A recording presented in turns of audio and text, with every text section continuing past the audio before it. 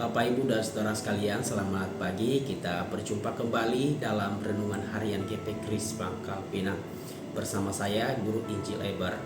Mari kita siapkan hati kita untuk mendengarkan dan merenungkan firman Tuhan. Mari kita masuk di dalam doa. Bapa kami yang baik, Bapa kami yang di surga, kami bersyukur untuk anugerah-Mu di setiap langkah kehidupan kami. Pagi hari ini kami akan mengawali seluruh kegiatan kami dengan berserah penuh kepadamu. Dan juga kami rindu untuk mendengar suara-Mu melalui firman Tuhan yang sebentar kami dengar, sebentar kami renungkan.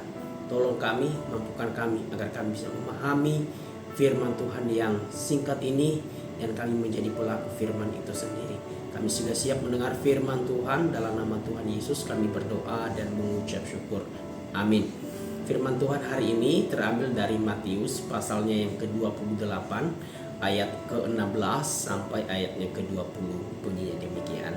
Dan ke-11 murid itu berangkat ke Galilea, ke bukit yang telah ditunjukkan Yesus kepada mereka.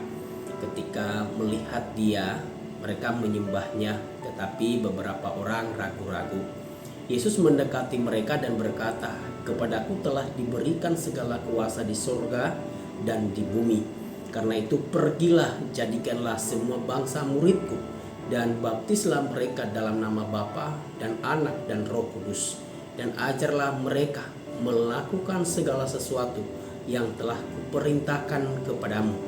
Dan ketahuilah, aku menyertai kamu senantiasa sampai kepada akhir zaman." Saudara yang dikasihi oleh Tuhan, tema kita hari ini adalah memuridkan. Sebelum Yesus naik ke surga, Tuhan Yesus memberikan tugas dan perintah untuk memuridkan semua bangsa menjadi muridnya. Murid-murid yang ke-11 itu digiring untuk membawa semua orang datang dan menjadi murid Kristus. Saudara sekalian, istilah pemuridan pasti sudah tidak asing di telinga kita. Tidak sedikit di antara kita yang mengakui bahwa pemuridan adalah sebuah kewajiban, bukan sekedar pilihan. Beberapa bahkan sudah berusaha menjadi pemuridan sebagai program. Sayangnya banyak orang percaya kurang menjadikan pemuridan itu sebagai pusat kegiatan. Mereka hanya melihat pemuridan sebagai sebuah program dalam bentuk kelompok kecil, hanya sebagai sebuah kegiatan di antara semua kesibukan. Seharusnya pemuridan menjadi segala-galanya yang dilakukan oleh kita yang disebut sebagai orang percaya. Apapun kegiatan kita harus ditujukan pada upaya pemuridan.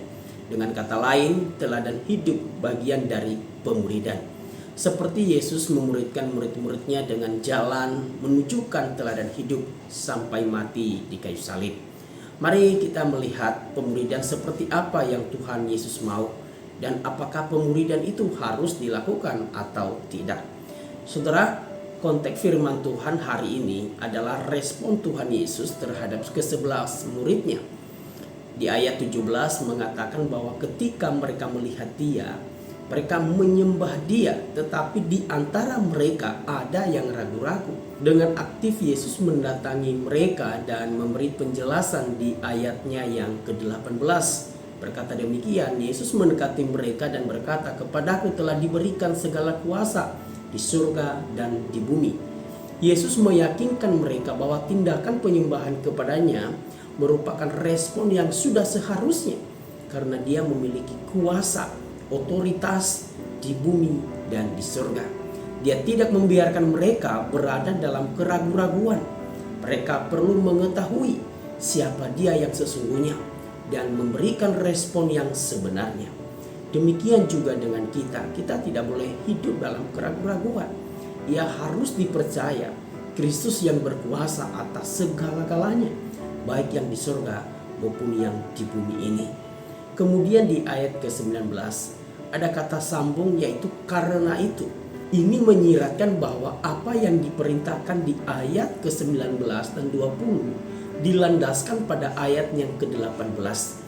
Dengan kata lain, amanat agung merupakan konsekuensi dari kebenaran di ayat 18. Pada saat Tuhan Yesus menunjukkan bahwa Dia memiliki segala otoritas di surga dan di bumi, dan bahwa segala bangsa harus menjadi muridnya.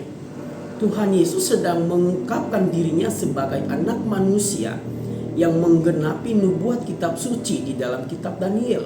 Di sana dikatakan bahwa seorang seperti anak manusia akan diberi segala kuasa dan otoritas oleh yang lanjut usia. Segala bangsa dan bahasa akan menyembah kepada sang anak manusia.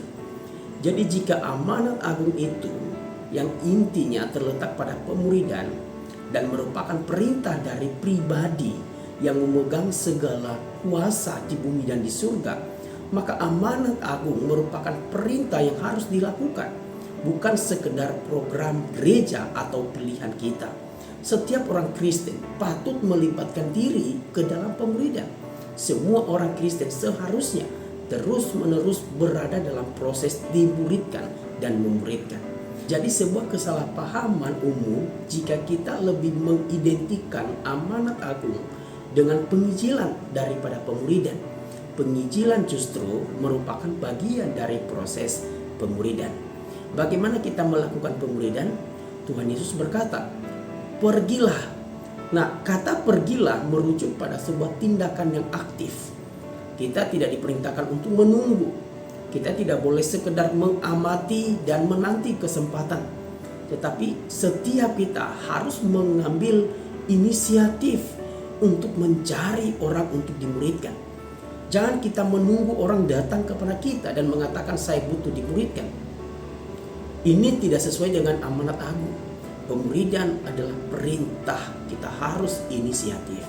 Kemudian ketika kita menemukan orang yang mau dimuridkan, satu orangkah atau sekelompok orang, dan ketika mereka percaya dan bertobat, mereka akan dibaptis dan diajarkan untuk memuridkan orang lain, supaya ia juga atau mereka ini pergi memuridkan seperti perintah Tuhan Yesus.